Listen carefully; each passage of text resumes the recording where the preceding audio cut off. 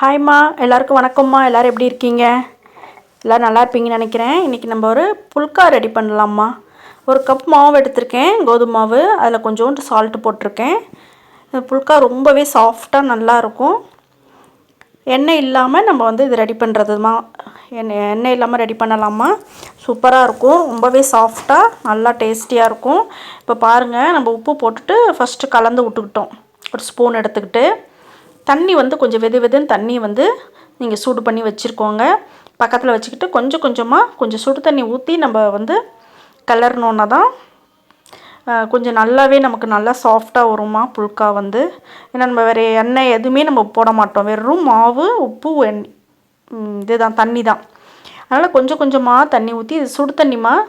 அதாவது கொதிக்கிற ஸ்டேஜ் வரும்போது நம்ம ஆஃப் பண்ணிட்டேன் நான். அந்த தண்ணியை தான் கொஞ்சம் கொஞ்சமாக ஊற்றி நான் கலக்கிக்கிட்டு இருக்கேன். கை வச்சு கலக்காதீங்க, சூடாக இருக்கும். அதனால் ஸ்பூன் ஏதாச்சும் வச்சு கலக்கிக்கோங்கம்மா. ரொம்ப நல்லாயிருக்கும். இதுக்கு ஏதாவது ஒரு சைட் டிஷ் வச்சு சாப்பிட்டிங்கன்னா அவ்வளோ சாஃப்டாக ரொம்பவே டேஸ்ட்டாக கூட இருக்கும் பாருங்கள். இது சாப்பிட்றதுக்கு நமக்கு அவ்வளோ நல்லாயிருக்கும். இது நம்ம கொஞ்சம் கொஞ்சமாக தண்ணி விட்டு நம்ம கலக்கி எடுத்து தட்டு போட்டு மூடி வச்சிடணும். மூடி வச்சுட்டு இப்படியே நம்ம சும்மா ஒரு 5 நிமிஷம், அது ஆறுறதுக்காக தான்.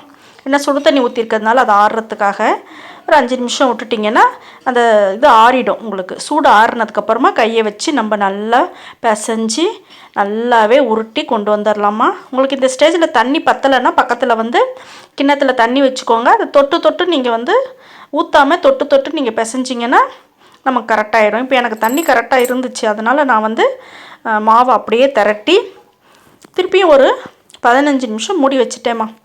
அவ்வளோதான். இந்த 15 நிமிஷம் இது ஊறுறதுலையே உங்களுக்கு நல்ல ஒரு சாஃப்டாகிடும் உங்களுக்கு. அதுக்கப்புறம் நான் எடுத்து உங்களுக்கு காட்டுறேன். பாருங்கள், நல்லா எவ்வளோ சாஃப்டாக வந்துருச்சு பார்த்தீங்களா.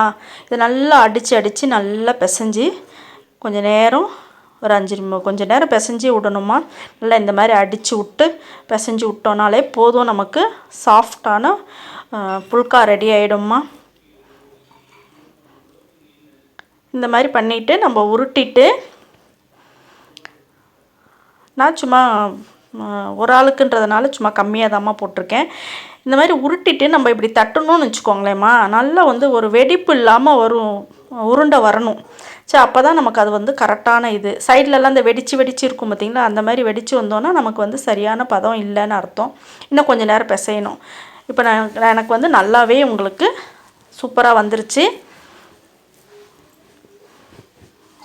இப்போ பாருங்கள், நம்ம மாவை தொட்டு நம்ம திரட்டிக்கலாம்மா. இப்போ சப்பாத்தி திரட்டுற மாதிரி நம்ம திரட்டிக்கலாம். சூப்பராக நமக்கு புல்காவுக்கு மாவு ரெடி ஆகிடுச்சு. இப்போ நம்ம திரட்டின உடனே நம்ம புல்கா போட்டுடலாம்மா. இந்த மாதிரி உங்களுக்கு வீட்டில் செய்கிற சின்ன சின்ன இது உங்களுக்கு அப்பப்போ நான் எதாவது போட்டுக்கிட்டே இருக்கிறேன். அதுக்கு முன்னாடி பூண்டு மிளகாய் பொடி நான் அரைச்சிருக்கேம்மா. அது ரொம்பவே நல்லாயிருக்கும், காரசாரமாக இருக்கும். நல்லா காரசாரமாக விரும்புகிறவங்க அதை செஞ்சுக்கோங்க. இது பாருங்கள், நான் திரட்டிட்டேன். இந்த அளவுக்கு குண்டாக இருக்கணும்மா, ரொம்பவும் மெலிசாக இருக்காமல் ஓரளவுக்கு குண்டாக இருக்கணும். இப்போ அது எப்படி போடுறதுன்னு நான் போட்டு காட்டுறேன் பாருங்கள். இது சப்பாத்தி போடுற கல் எங்கள் வீட்டில், இது அந்த கல்லை வச்சுருக்கேன் நான். வச்சுட்டு இது நல்லா 2 பக்கமும் திருப்பி விடணுமா. சிம்மில் வச்சுக்கிட்டே செய்யுங்க. சிம்மில் வச்சுக்கிட்டு செஞ்சிங்கன்னா தான் இது சப்பாத்தி வேகும் உங்களுக்கு. சரி, ஓரளவுக்கு வெந்து வந்ததுக்கப்புறமா தான் நம்ம பாருங்கள், அந்த ப்ரௌன் கலர் தெரியுதுங்களா, கொஞ்சம் பபுள்ஸு ப்ரௌன் கலர் தெரியுது பார்த்தீங்களா. அது தெரிகிற அளவுக்கு நம்ம கொஞ்சம் நேரம் தோசை தவாவில், அதாவது சப்பாத்தி தவாவில், நான் சப்பாத்திக்குன்னு தனியாக வச்சுருக்கேம்மா, தோசைக்கு தனியாக வச்சுருக்கேன் நான். இந்த தவாவில் நம்ம எடுத்துட்டு டைரெக்டாக நம்ம ஸ்டவ்வோட ஃப்ளேமில் வச்சிங்கன்னா பாருங்கள், அப்படியே புஃப்னு உப்பி வருது பார்த்தீங்களா. இந்த மாதிரி நமக்கு நல்லா உப்பி சூப்பராக நல்ல ஒரு சாஃப்டான புல்கா நமக்கு ரெடி ஆகிடும்மா. உடம்புக்கும் ரொம்ப நல்லது, ஹெல்த்தியானது தான் இப்போ இது நமக்கு. ஏன்னா ஆயிலெலாம் எதுவுமே சேர்க்காமல் சூப்பராக நமக்கு புல்கா ரெடி ஆகிடுச்சு பாருங்கள். ரொம்பவே சாஃப்டாக ரொம்பவே நல்லாயிருக்கும்மா. அடுத்தது போட்டிருக்கேன். இது இப்போ காமிக்கிறேன் பாருங்கள், எவ்வளோ சாஃப்டாக இருக்குது பார்த்தீங்களா. அப்படியே மடித்தோன்னா அப்படியே அவ்வளோ சாஃப்டாக இருக்கும். கையில் புட்டோன்னா பார்த்திங்கன்னா ரொம்பவே இதுவாக இருக்கும்மா, அவ்வளோ நல்லாயிருக்கும் அது. இதே மாதிரி நான் சொன்ன மாதிரியே செய்யுங்க, சூப்பராக இருக்கும். இப்போ அடுத்தது இது போட்டிருக்கேன் பாருங்கள், அது எப்படி உப்பி வருது பாருங்கள்.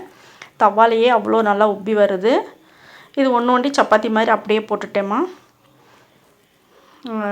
எங்கள் வீட்டில் அவருக்கு ஒன்று ஒண்டி சப்பாத்தி மாதிரி கேட்டாங்க. புல்கா வேணான்னு சொல்லிட்டாரு, அதுக்காக அவருக்கு சப்பாத்தி போட்டேன். பாருங்கள் இது நல்லா எப்படி உப்பி வந்துச்சு பாருங்கள், சூப்பராக. இப்போ நமக்கு புல்காவுக்கு அதாவது க்ரீன் பீஸும் உருளைக்கிழங்கும் வச்சு ஆலுவும் வச்சு நம்ம ஒரு கிரேவி மாதிரி செஞ்சுருக்கேன். அது இந்த புல்காவுக்கு நான் வச்சு சாப்பிட போகிறேம்மா. சூப்பராக இருக்கும், டேஸ்ட்டாக இருக்கும். இப்போ நமக்கு புல்காவும் பச்சை பட்டாணி உருளைக்கிழங்கும் போட்டு ஒரு கிரேவியும் நமக்கு ரெடி ஆகிடுச்சு. பாருங்கள், அது புடும்போதே பாருங்கள் எவ்வளோ சாஃப்டாக எவ்வளோ ஈஸியாக நமக்கு வருது பாருங்கள். நான் சொன்ன மாதிரியே நீங்கள் கரெக்டான அந்த இதில் செஞ்சிங்கன்னா உங்களுக்கு சூப்பரான புல்கா ரெடி ஆகிடும். சூப்பர் டேஸ்ட்டாக இருக்கும், ரொம்ப நல்லாயிருக்கும்மா. வீடியோ பார்த்ததுக்கு நன்றி, வணக்கம்மா.